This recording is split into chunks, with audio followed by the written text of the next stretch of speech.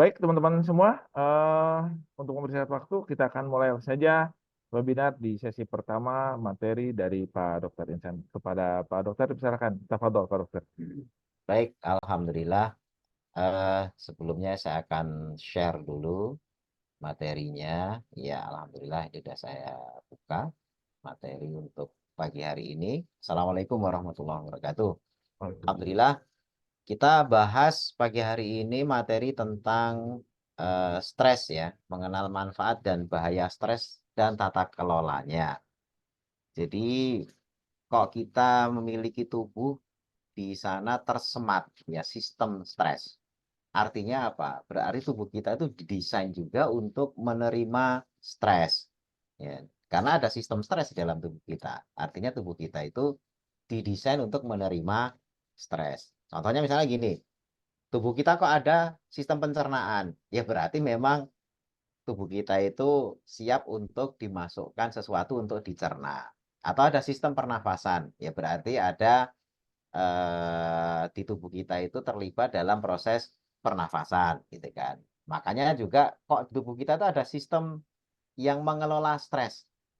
Nah, ini berarti tubuh kita itu didesain untuk menerima stres gitu kan. Sehingga berarti stres ini bukan sekedar hanya bahaya tapi juga ada manfaat. Tapi seberapa jauh nanti stres mendatangkan manfaat atau malah justru mendatangkan bahaya, nah kita akan belajar di pagi hari ini ya.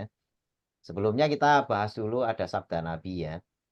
eh, Dalam satu hadis sahih gitu ya, diriwayatkan oleh Imam Bukhari, dua-duanya ini barang siapa yang Allah kehendaki kebaikan, ya, siapa saja yang dikehendaki Allah mendapatkan kebaikan, maka Allah akan menimpakan padanya musibah.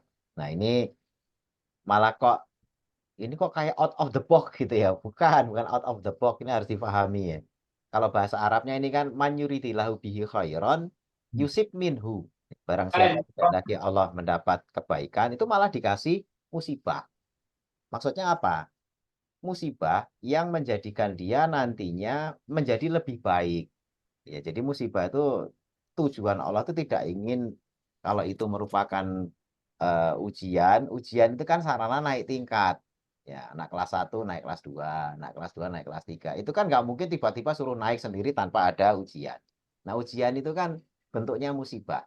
Ya, jadi eh, tujuannya untuk menjadi lebih baik. Beda dengan adab ya. Adab itu biasanya vonis. Vonis itu berarti ketika datang tuh langsung orang itu terkapar. Ya. Kalau orang dicubit, cubitannya bikin dia sadar dan lebih baik itu cubitan ujian. Tapi kalau dicubit orang meninggal itu berarti azab gitu kan. Orang cubitan kok meninggal itu berarti azab itu final. Makanya jangan suka memvonis ya karena kita nggak tahu sebenarnya itu azab atau ujian. Tetapi intinya kita harus husnudzon kepada Allah. Musibah itu bentuk apa namanya ya peningkatan tingkat kualitas kita agar menjadi lebih baik. Kemudian ada juga hadis yang lain menyebutkan tidaklah satu musibah yang menimpa seorang muslim melainkan Allah akan menghapus dosa orang itu dengannya bahkan duri yang menyakitinya. Jadi selain naik tingkat juga ada dosa yang dihapus. Artinya sebenarnya dengan musibah itu harusnya orang beriman itu tidak ada masalah. Ya, karena problemnya itu bukan di musibahnya, problemnya itu di kitanya, merespon bagaimana dengan musibah tersebut. Nah, bahasa medisnya sebenarnya kata musibah ya, kalau bahasa Arab itu kan asoba yusibu gitu ya. Artinya itu sesuatu yang menimpa. Musibah itu sesuatu yang menimpa. Yang menimpa itu bisa baik, bisa buruk, ya. Jadi kalau kita, waduh saya barusan dikirim duit 5 juta, itu cenderung kita mengatakan itu bukan musibah. Jadi istilahnya kalau dapat 5 juta kan itu bukan musibah. Padahal kalau menurut bahasa Arab yang namanya musibah itu bisa dapat baik atau dapat buruk. Nah, kalau bahasa Indonesia kata musibah itu biasanya kecelakaan, tertimpa apa namanya ya, tertimpa sesuatu yang buruk itu baru dikatakan musibah. Padahal sebenarnya asli katanya tertimpa sesuatu itu bisa aja sesuatu itu baik, bisa juga sesuatu yang buruk. Ya, bisa baik, bisa buruk. Nah, makanya ini ketika kita tertimpa musibah, dalam artian kata musibah ini kalau dalam bahasa Indonesia sudah dikategorikan tertimpa keburukan gitu ya. Nah, tubuh kita itu mesti akan memberikan respon ya. Bahasa medisnya sesuatu yang menimpa itu namanya stresor.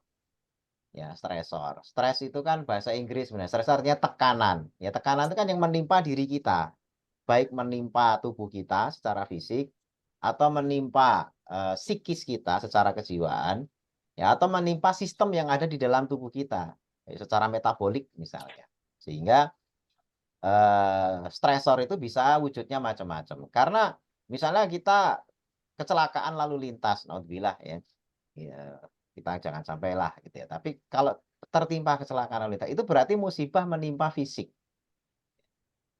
Nah, ini nanti ada pembagian-pembagian musibah atau stresor yang menimpa. Jadi kita bahasakan musibah atau yang menimpa itu dalam bahasa kita stresor. Nah, makanya kita membahas stres ini maksudnya membahas sesuatu yang menimpa. Ya, yang menimpa apa saja. Nah, di sini stresor itu bisa body, mind, motion, behavior. Ya, artinya sesuatu yang menimpa itu bisa ke badan, ya fisik, seperti misalnya sakit kepala, gitu ya, nyeri otot, ya, kemudian insomnia nggak bisa tidur, indigestion, ya, gangguan pencernaan, masalah kulit, gitu, kulitnya luka, luka bakar dan sebagainya. Kemudian sakit terus-terusan, frequent illness. Kalau yang mind, yang psikis, itu rasa khawatir, mimpi buruk, kehilangan fokus, ya kemudian impaired judgment gitu ya. Apa namanya? Penilaiannya itu selalu miss gitu ya, artinya selalu nggak benar, selalu suudzon ya, impaired judgment itu suudzon. Apa-apa dinilai buruk gitu ya. Itu yang menimpa diri kita, artinya pikiran, psikis, mind. Kemudian bisa juga main itu penuh rasa maaf, tapi ada juga penuh rasa dendam, negatif thinking, bisa juga positif thinking lawannya. Itu sesuatu yang ada di psikis kita, pikiran kita. Nah, bisa juga stres itu emosi. Ya, irritability. Irritability itu bahasa kita senggol bacok gitu ya. Dikit agak tersinggung, ngamuk gitu ya, meledak ya. Depresi kronis, ya chronic depression, loss of confidence, tidak percaya diri, apati, ya cuek, anxiety, kecemasan, ya merasa sendiri, loneliness, gitu ya. Jadi ini hal-hal juga merupakan bentuk dari apa yang menimpa emosi, ya. Kemudian behavior, behavior itu makan banyak atau kurang makan, suka mabok, ya banyak merokok, itu behavior, itu stres juga. Ya, alienation itu merasa terasing gitu ya. Nah, ini hal-hal yang merupakan stres. Ini menimpa semua orang ya. Stres ini menimpa semua orang. Nah, kalau dilihat dari wujudnya seperti keburukan. Nah, tapi sebenarnya kenapa hal yang seperti keburukan ini dikirim? Sebenarnya ada tujuannya, yakni agar direspon. Nah, sesuatu yang buruk yang menimpa itu bisa jadi baik kalau responnya benar. Ya, tapi kalau responnya nggak benar, jangankan keburukan, kebaikan saja kalau direspon tidak benar, jadi tidak baik. Gitu. Jadi tata kelola stres itu sebenarnya bukan mengelola stresnya sendiri, tapi mengelola diri kita agar mampu menghadapi stresor. Stresornya mungkin ya tetap itu aja. Tidak ada orang tidak menghadapi utang misalnya. Bahkan perusahaan yang paling gede, misalnya Bill Gates gitu kan. Orang kaya terkaya di seluruh dunia. Apakah nggak punya hutang? Ya ada. Ya perusahaan paling maju di dunia apa Microsoft atau apa. Ya dia punya omset gede, tapi apakah nggak punya utang? Ya utang-utang perusahaan ada, aktiva, pasifa tetap ada gitu ya. Tetapi karena kemampuan bayarnya, ya duitnya gede gitu ya. Jadi misalnya punya duit 1 triliun, ya utang cuma tahu goreng 1 biji, ya tetap aja itu utang gitu ya. Tapi kan karena kemampuan bayarnya gede, punya duit 1 triliun cuma utang tahu 1 2 biji gitu ya, itu tidak lantas kemudian bikin dia tumbang. Karena responnya bagus, karena memiliki kekuatan untuk merespon.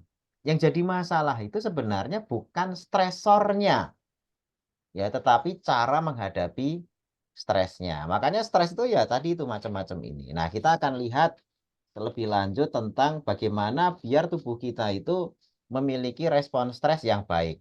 Jadi bukan terus menghilangkan stres loh ya. Kalau stres dihilangkan bahaya, nanti bahayanya di mana? Makanya kita bahas gitu. Nah, ini top causes of stress. Penyebab stres itu topnya ini.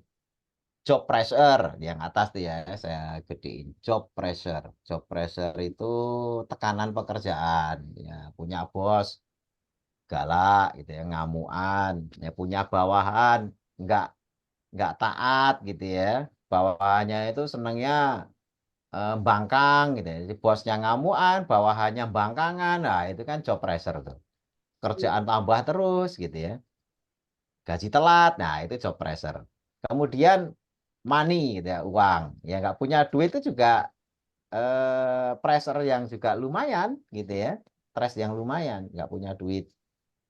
Punya duit juga bisa jadi stres juga gitu ya. Stres membelanjakan ya. Itu stres level lanjut ya. Bingung belanjain apa gitu ya. Tapi kalau kita mungkin belum sampai ke level itu. Level kita masih kekurangan duit gitu ya, biasanya. Kemudian health, kesehatan. Ya, misalnya, mohon maaf, mudah-mudahan nggak ada ya, kena kanker. Oh, itu stres luar biasa itu. Baru disebut saja, oh ibu kena kanker. Oh, itu udah dunia seperti mau runtuh. Ya. Kemudian anxiety, kecemasan. Ya, cemas ini, nah inilah belas kasih Allah gitu ya. Makanya berbahagialah orang yang tidak banyak dibuka rasa takutnya oleh Allah terhadap sesuatu. Rasa takut itu dari siapa? Ya, yang membuka dan menutup itu siapa? Ya Allah. Ya, jadi kalau di dalam Al-Quran kan disebutkan orang yang beriman itu la khaufun alaihim walahum yahzanun. Nggak ada ketakutan, nggak ada kekhawatiran, nggak ada kesedihan. Ya, maksudnya sebenarnya resiko potensi celaka itu ada. Tapi orang-orang beriman itu dijaga resiko itu dia tidak perlu tahu dan tidak perlu terjadi. Nah, ini penting. Dua hal ya. Risiko itu tidak perlu tahu dan tidak terjadi. Karena banyak orang tahu terus tidak terjadi, itu stres itu. Contoh, beli mobil baru, masih baru, kredit lagi. Ya. Terus sama penjual mobilnya, "Bu, ini kalau hilang gimana? Kalau keserempet catnya ini." Ya sudah. Ya, biasanya apa yang ditawarkan? Karena khawatir, tahu resiko. Nanti kalau hilang, itu kan resiko. Nanti kalau catnya ngelotok, keserempet, kecelakaan, itu kan resiko. Kalau bayar asuransi, maka akan ditanggung. Nah, jadi dia dibuka risikonya. Nah, kalau rasa takut terhadap risiko itu besar, maka waduh iya ya, beli masih kredit kalau ada apa-apa hilang gitu ya. Sudahlah asuransi. Nah, ketakutan atas hal itu dibuka sama Allah. Akhirnya dia mau membayar asuransi. Sehingga ya rela bayar tiap bulan dipotong sekian ratus ribu atau berapa ribu gitu. Pokoknya dipotong untuk asuransi gitu. Jadi kalau nanti ada apa-apa, hilang, kecelakaan, diganti. Ada rasa khawatir.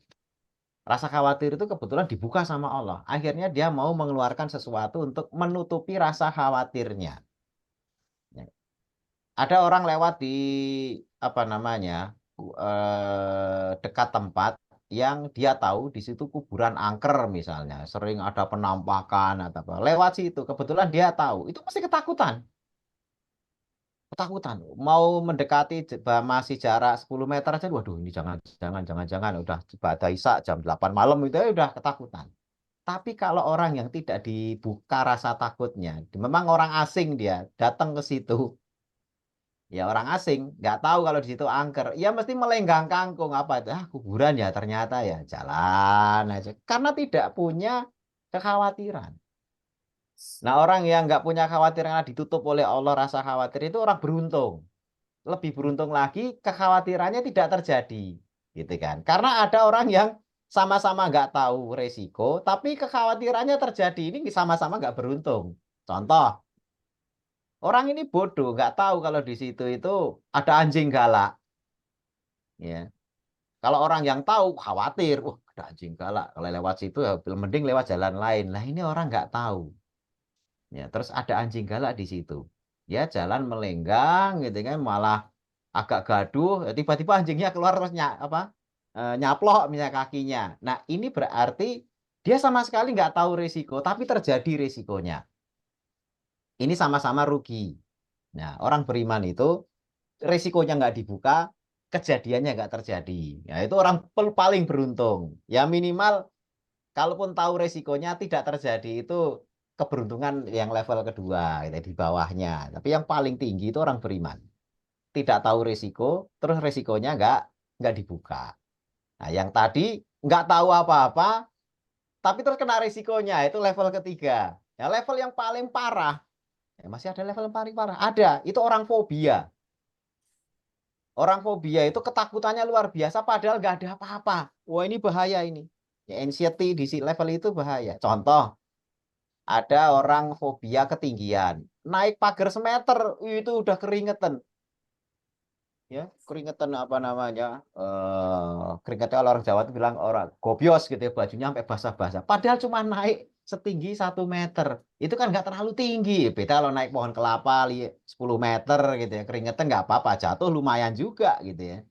Semeter keringetan ya saking ketakutan. Itu kan berarti khawatir sesuatu berlebihan padahal nggak membahayakan. Dan itu nggak terjadi kekhawatiran itu. Itu namanya yaitu orang level paling nggak beruntung itu level keempat gitu ya. Paling beruntung itu nggak tahu risiko, nggak terjadi risikonya. Yang kedua tahu risiko, tapi ya sama-sama nggak terjadi gitu ya. Yang level 3 nggak tahu risiko, ya nggak tahu risiko, tapi terjadi, wah itu repot. Yang paling akhir ini ketakutannya luar biasa, padahal nggak pernah terjadi. Nah kita jangan sampai yang level 4 serba takut, padahal nggak ada yang pernah terjadi. Nanti jangan-jangan, habis itu. Itu biasanya konsumen premi asuransi paling rakus itu di situ. Ini mesti jadi korban orang-orang jualan asuransi. Karena kekhawatirannya berlebihan. Pak, nanti sepatunya hilang, sepatunya diasuransikan ya. Oh iya gitu. Ini kalau rumahnya kebakaran ya iya bayar asuransi rumah. Nanti mobilnya oh iya, motornya oh iya, semuanya diasuransikan. Gitu kan. Karena khawatir aja gitu kan.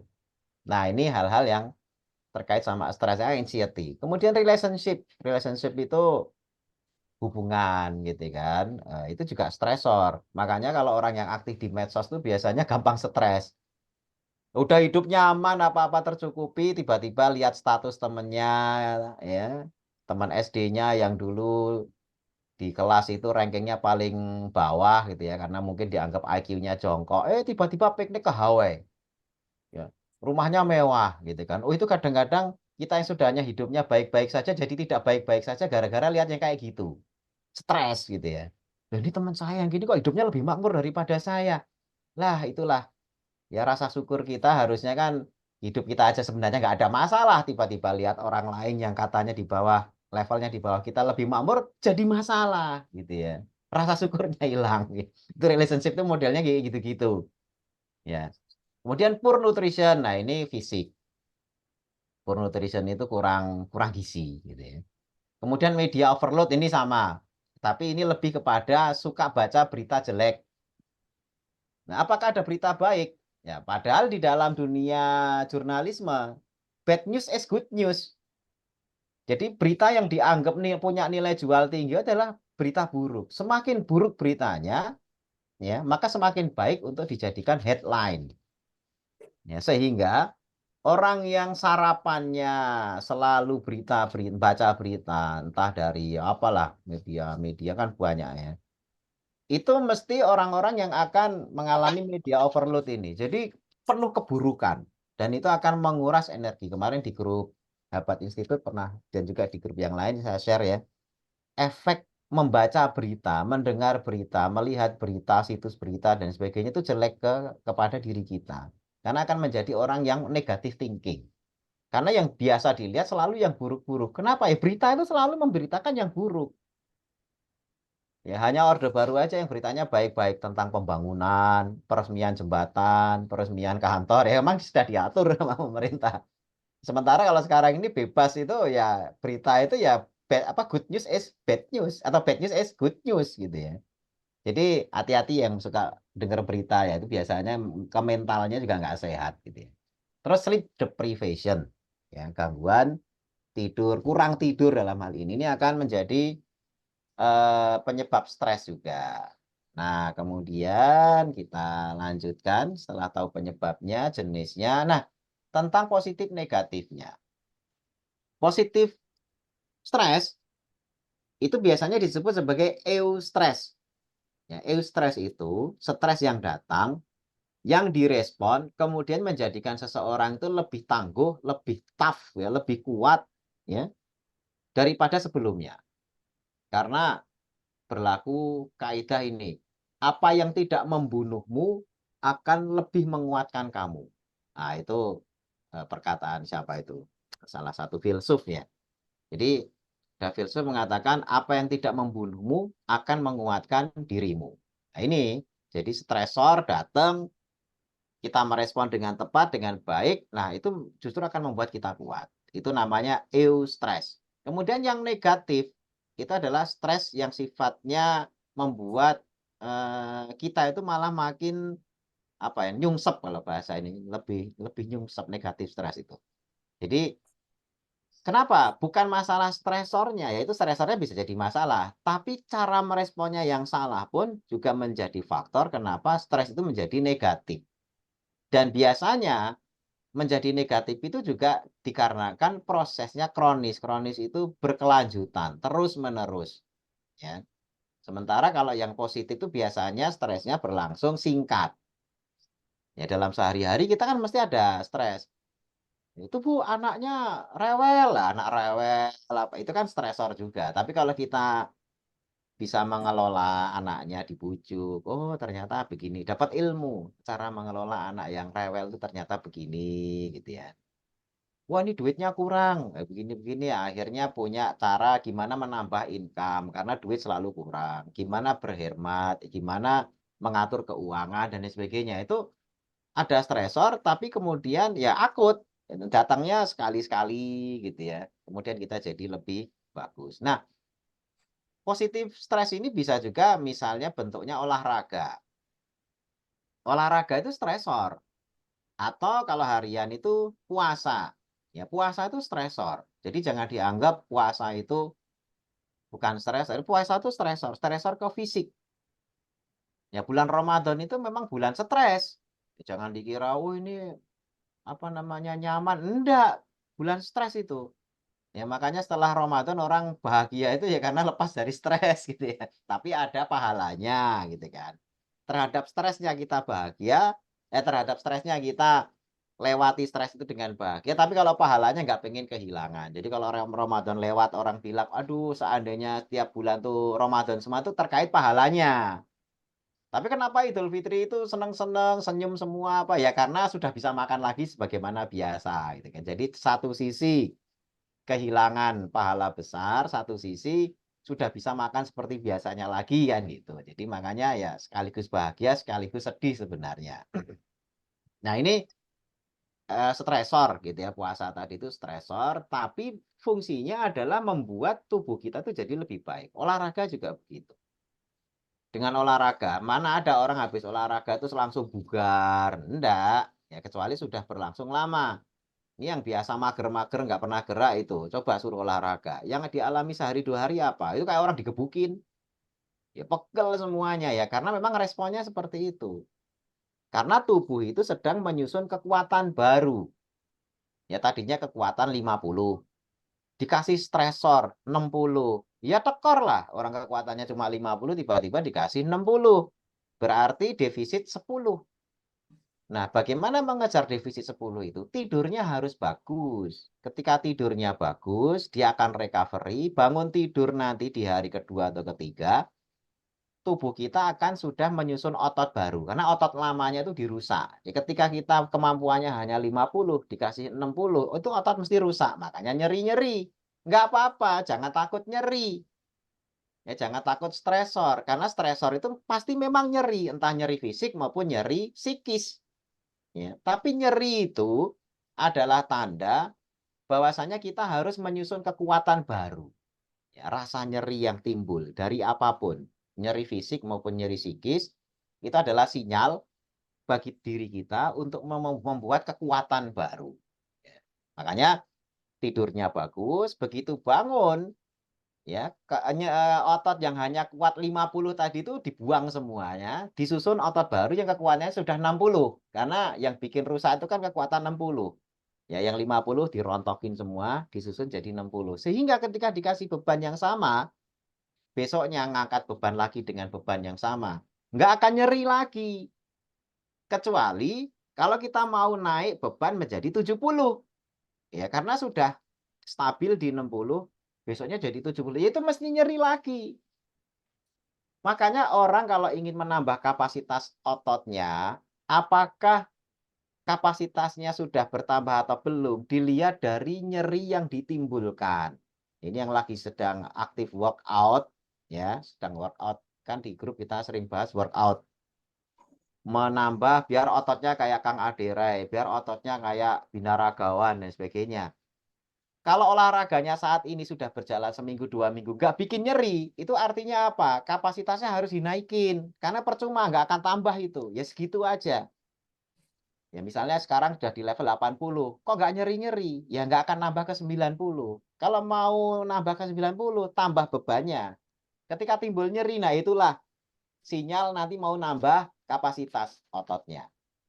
Sama, ya kalau orang nggak pernah gaul, di kamar terus tiba-tiba begitu keluar, tiba-tiba ada yang mulutnya itu celamitan ngomong, "Wah, anak ngamar mulu begini," terus kita sakit hati. Nah, itu sebenarnya sedang mau menaikkan kapasitas hatinya untuk menjadi orang yang nggak gampang tersinggungan, tapi mesti di awal tersinggung.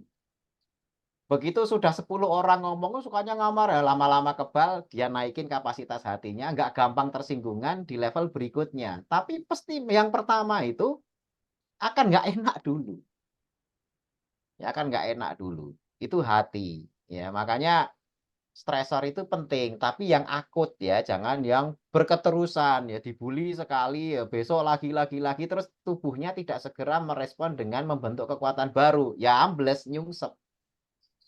Ya jadi negatif stres. Nah ini pembagiannya tergantung dari respon sebenarnya, bentuk stresnya sama. Ya yang punya utang ya sama punya utang tadi, money tadi itu. Yang punya tetangga bawel ya hampir semua mesti punya tetangga bawel, yang punya mungkin, anggota keluarga, anak rewel, nakal, ya problem kita sama. Saya dan bapak-bapak, ibu-ibu yang hadir di sini semuanya sama. Yang beda itu cara meresponnya. Nah, disitulah nanti stresor itu apakah jadi positif atau negatif tergantung diri kita dalam merespon. Nah, ini batasan manfaat dan bahaya stres. Gimana cara menilainya? Ya, ini grafik ini penting, ya. Jadi ini kita mau jelaskan. Kemarin sudah saya bagi sebenarnya di grup. Nah, ini kenapa saya background saya oranye itu dari gambar ini sebenarnya. Background oranye dari gambar ini ya. Jadi di gambar yang sebelah kiri itu hijau. Ya, performance-nya itu dari 0 sampai naik ke tinggi. Kemudian kalau yang di bawah itu stress level. Makin ke kanan stress levelnya, makin besar maksudnya, itu performanya akan naik. Tapi nanti akan mencapai peak, ya, akan mencapai peak performance. Jadi yang paling, apa namanya ya, sebentar, yang paling ujung, ya peak performance. Nah, ini bisa diorek-orek nggak sih ya? Sebentar, saya biasanya suka ada alat ya. Nah, ini saya kasih gambar ya Bapak-Bapak, Ibu-ibu semuanya. Jadi ini peak. Nah, ini. Oh, ternyata bisa diorek-orek ya. Nah, itu peak performance di titik itu. Itu di stress level yang optimal ya. Ini optimal stress levelnya. Kalau di titik 0 ya, saya kasih gambar apa ini? Yang titik 0 itu saya kasih gambar hijau aja ya. Ya, oret-oret hijau. Itu di titik 0 itu eh nggak ada stres. Apakah baik? Ya, ternyata performan pekerjaannya orang kalau nggak ada stres, itu malah lame. Lame itu apa ya?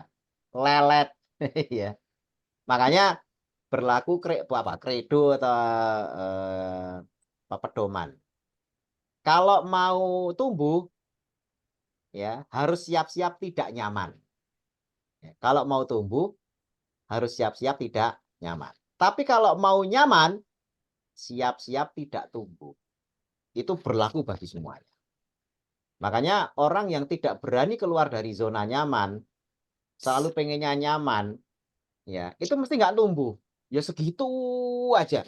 Ya posisi saya udahlah saya nerimo ing pandum, ya kan segitu aja. Karena tidak berani keluar dari zona nyaman. Tapi kalau mau tumbuh, oh saya pengen yang lebih, saya pengen, mesti dia harus keluar dari zona nyamannya. Mesti stresnya naik. Ya, makanya kalau di titik yang hijau itu, ya, yang titik di titik hijau itu nantinya ya segitu-segitu aja. Malah boring. Boring itu makanya disebut di yang gambar hijau itu inactive board. Ya, saya kasih kode inactive and board. Jadi, nah, zoom ya.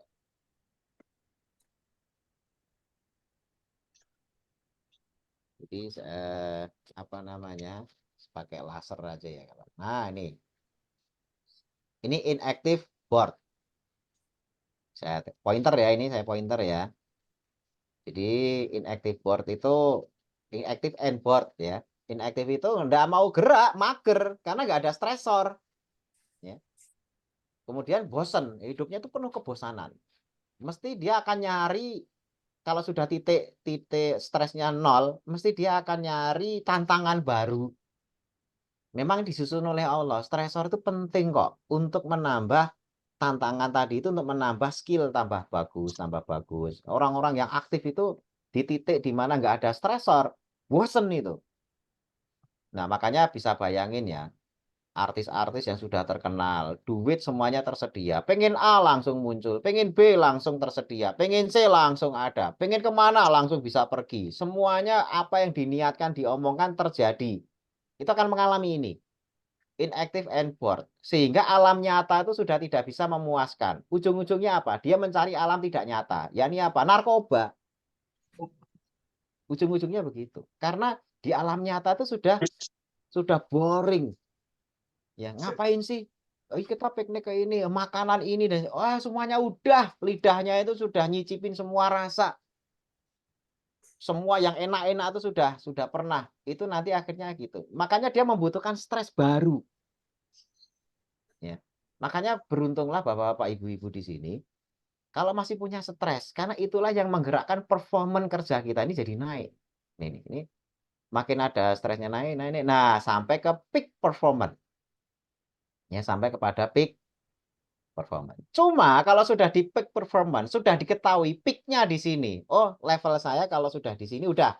Jangan nambah stres lagi. Jadi stresornya jangan ditambah. Karena kalau sudah begitu, dia akan fatigue. Dia akan apa namanya? Lelah. Mau nambah stres apa dipaksain, udah saya masih mampu kok, saya masih mampu kok, ya fatigue, stress overload, ya jadi stress overload. Terus exhaustion, exhaustion itu udah tired yang sangat-sangat very tired gitu ya. Kemudian panik, anxiety, anger, sama burnout and breakdown. Jadi akhirnya jadi disease, jadi penyakit. Di sini disease jadi penyakit. Jadi paham ya? Grafik ini menjadi pedoman ya bagi semuanya agar nantinya berilah tubuh kita stresor ya. Ini terkait sama baik fisik maupun psikis. Ya, fisik kita nggak pernah dikasih stresor, itu nanti jadi disease. Ya, fisik kita. Makanya olahraga itu biar ngasih stresor, biar performa tubuh kita itu naik ya, di level stres yang optimal. Ya, untuk fisik, psikis juga sama. Psikis misalnya kalau di masa SD, masih anak-anak, ayo maju ke depan kelas. Suruh maju tampil apa, hafalan surat apa, misalnya yang pelajaran agama. Atau disuruh latihan pidato, kalau di masjid, lomba kultum atau apa. Itu meningkatkan stress level agar performanya naik. Biasa di depan, biasa tampil. Kayak saya misalnya, webinar pertama saya kayak gini, wah nyiapinya itu udah mungkin sehari sebelumnya itu udah latihan apa tuh gemeteran ngomong aja salah-salah selip-selip gitu kan ya begitu selesai keringetan itu basah-basah, stres gitu ya. Tapi lama-lama ketika kedua, ketiga gitu kan, tiba-tiba dadakan, besok ini setelah lagi webinar 10 menit lagi bisa. Waduh, oh ini materi yang kayak kemarin aja. Siap. Ya. Mencapai peak performance-nya karena selalu dilatih dengan stresor-stresor psikis berhadapan sama publik gitu. Kalau nggak pernah kan suruh maju, persiapan di belakang diapalin. Ya, ini pertama ngucapin ini, kedua begitu maju blank. Ya apalanya hilang semua, nah stresornya ya kan nggak pernah tampil. Gitu. Ya, ini hal-hal yang membahas tentang pentingnya ya manfaat dan bahaya stres. Karena ketika ya udah lewat level stresnya ini nanti akan jadi disease. Nah, berikutnya efek stres. Ya, efek stres. Tapi yang kita bahas di sini sebenarnya lebih ke apa namanya? Sebentar. Kok tidak bisa di zoom out ya biasanya. Oh, maaf.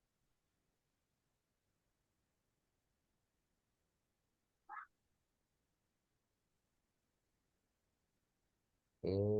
Jadi ini terkait sama pembahasan efek stres ke tubuh kita. Dengan adanya stres, di sini ada hypothalamic pituitary adrenal axis. Ini aksis terkait sama kelenjar pituitari gitu ya, dan kelenjar pituitari adrenal dan hipotalamus. Jadi ini saling terkait. Dan sympathetic nervous system. Nah, maksudnya begini. Di dalam apa namanya, kita mengalami stres, tubuh kita itu terjadi proses. Pertama, glukagon, ya. Ini akan menyebabkan kenaikan blood glucose. Kalau kita menerima stres, gula darah itu naik karena akan ada gluconeogenesis, ya, yang mengubah apa namanya, glikogen menjadi gula. Ya, glikogen menjadi gula. Nah, itu akan difasilitasi oleh ini, glukagon ini. Glukagon. Kemudian kortisol naik. Kortisol inilah yang menyebabkan terjadinya blood glucose itu naik karena kortisol akan memicu apa namanya gluconeogenesis di liver. Jadi kalau orang stres, gula darah mesti naik. Nah, tadi terkait sama tadi di awal pertemuan. Oh, ini pagi hari, Pak. Tumben kita pagi ya. Ya, kita biasanya siang. Pagi itu waktunya paling stres. Kenapa? Kortisol paling tinggi saat ini. Ya, makanya saat ini kalau mau cek gula, ya, kenapa kok dikatakan gula darah puasa bagus apa enggak? Itu untuk mengukur basal stres kita. Dari jam misalnya 10 malam kita udah nggak makan minum, jam 10 saat ini dicek misalnya. Gula darah puasanya gimana? Kalau gula darah puasanya tinggi, berarti gluconeogenesisnya tinggi. Karena nggak makan 12 jam kok gula darahnya tinggi. Gitu kan? Jadi stresnya berarti tinggi, kortisolnya berarti tinggi. Orang nggak makan apa-apa 12 jam kok gula darah puasanya tinggi. Ini bagi orang yang normal ya. Kalau yang diabetes ya mungkin memang sudah nggak bisa diolah gulanya. Ya. Kemudian renin, angiotensin, aldosteron system. Ini ya saya kasih. Nah, di sini turun NADPH, oxidative upregulation and translocation. Renin, angiotensin, aldosteron system ini akan mempengaruhi tekanan darah. Ya ke bawah sini, blood pressure.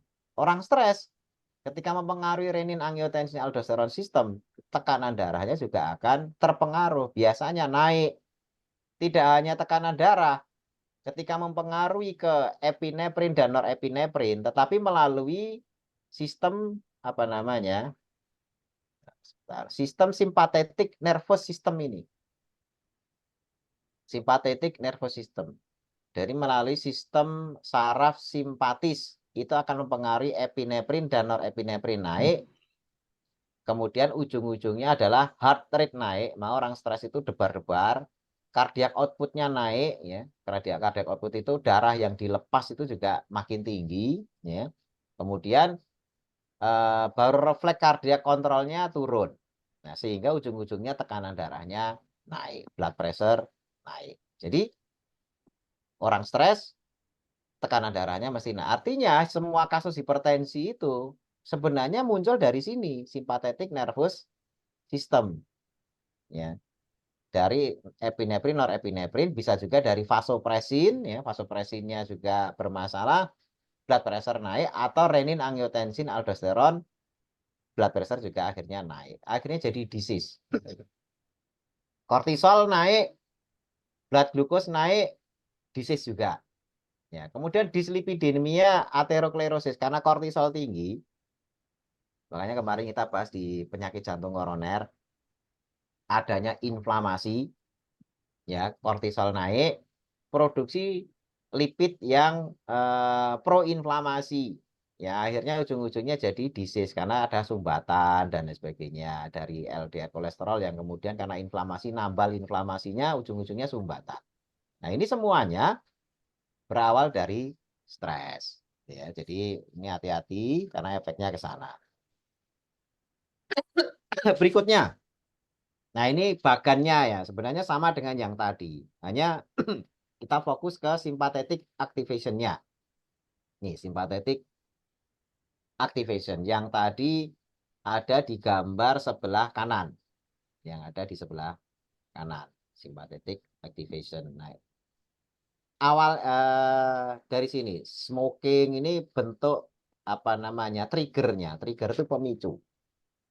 Jadi pemicu trigger akutnya itu bisa fisik, bisa juga mental. Merokok, physical inactivity, nggak banyak gerak, ya, obes, hipertensi, penyakit koroner, dan lain sebagainya, sympathetic activation, baru kemudian ke sini ke bawah. Ini efek stres ke jantung. Maaf. Jadi ujung-ujungnya dari stres, sympathetic activation, bisa pengaruh ke jantung. Kalau sudah ke jantung, bisa terjadi myocard infarction. Myocard infarction itu, infark itu kematian sel jantung. Kematian sel jantung di titik tertentu gitu ya. Makanya suka ada istilah AMI, akut myocard infarction gitu ya. Kemudian juga bisa terjadi sudden cardiac death, ya, kematian tiba-tiba gitu ya. Kemudian ada aritmia, gangguan irama, dan juga stroke. Ya, karena dari sympathetic activation ini pengaruh ke heart rate ya naik, blood pressure naik, contractility juga naik. Jantungnya itu debarnya naik, tekanan darahnya tinggi. Nah, dari sympathetic activation gara-gara stres. Ya, gara-gara stres. Tapi ini stres yang kronis ya biasanya. Kemudian resiko trombosis. Trombosis itu gumpalan darah. Yaitu meningkat karena terjadi platelet agregasi. Platelet agregasi itu trombositnya itu saling melekat.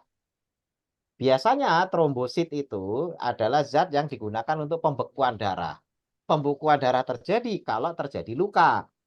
Tapi pada kasus yang stresnya itu tinggi dan dalam jangka waktu lama, trombosit atau plateletnya itu gampang saling melekat membentuk trombosis. Nah, itulah yang kemudian kalau lewat di saluran sempit seperti di otak atau di jantung, itu akan mengalami stroke atau penyakit jantung koroner.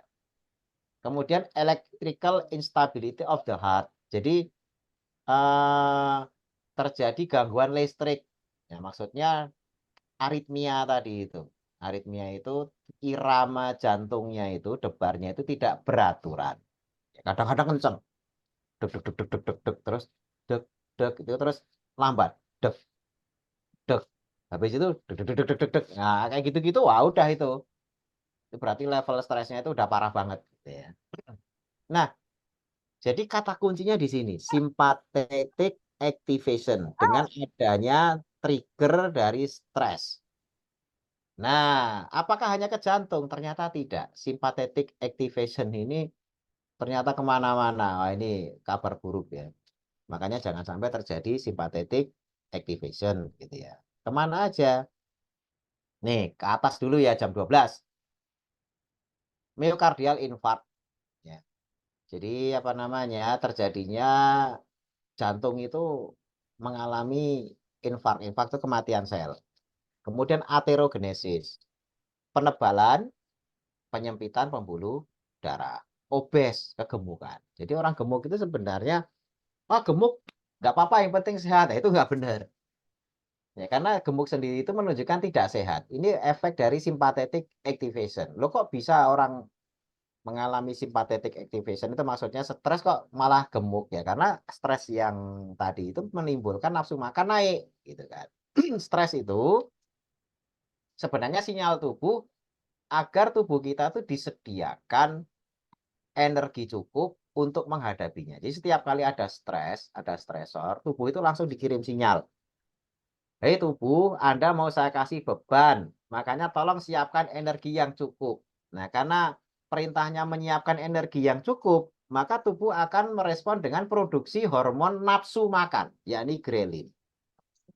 Jadi begitu stres, yang langsung berubah itu nafsu makannya menjadi lebih craving atau menjadi lebih rakus. Yaitu efek stres. Nah, makanya ya jangan stres-stres banget gitu ya. Stresnya ya sekadarnya sehingga nafsu makan tuh tidak lantas kemudian over. Sleep apnea. Ya, sleep apnea ini adalah gangguan nafas ketika tidur tiba-tiba tidur ngorok terus tahu-tahu henti nafas. Nah, itu bahaya. Bisa meninggal saat tidur. Ini gara-gara stres juga. Makanya sering menimpa mungkin ada saudara, suami, istri, atau siapa ketika tidur ngoroknya kencang tiba-tiba berhenti sebentar terus tiba-tiba kayak bangun tiba-tiba terus terbatuk-batuk. Nah, itu sleep apnea namanya. Jadi suara ngorok er, terus tiba-tiba berhenti. Nggak ada suara nafas, terus tiba-tiba terbatuk orang, bangun. Nah, itu sleep apnea biasanya. Karena pas seperti tidak ngorok itu sebenarnya sedang nggak nafas. Ya, terus tiba-tiba karena nggak nafas, tubuh ini kan butuh oksigen. Wah, narik tiba-tiba oksigen dengan tiba-tiba terbuka saluran nafasnya itu bikin batuk. Ini hati-hati, sudah mengalami sleep apnea. Metabolic syndrome ini diabetes, gitu ya, kolesterol tinggi, trigliserid tinggi dan lain sebagainya. Diabetes ini termasuk metabolic syndrome. Kemudian gagal ginjal, aritmia tadi sudah dibahas, sirosis ini ke liver. Ini gara-gara sympathetic activation ini ke liver. COPD ini chronic obstruction pulmonary disease. Jadi gangguan obstruksi paru-paru ya yang berlangsung kronis ya. Kemudian hipertensi. Jadi hati-hati jangan sampai sympathetic activation. Stresnya stres yang biasa aja jangan sampai yang menimbulkan sympathetic activation. Nah, tata kelolanya gimana? Nah, ini sebelum masuk ke sini saya serahkan dulu ke Pak Hendra. Ini kita waktunya turun minum dari tadi saya batuk-batuk terus ini. Udah mulai kehabisan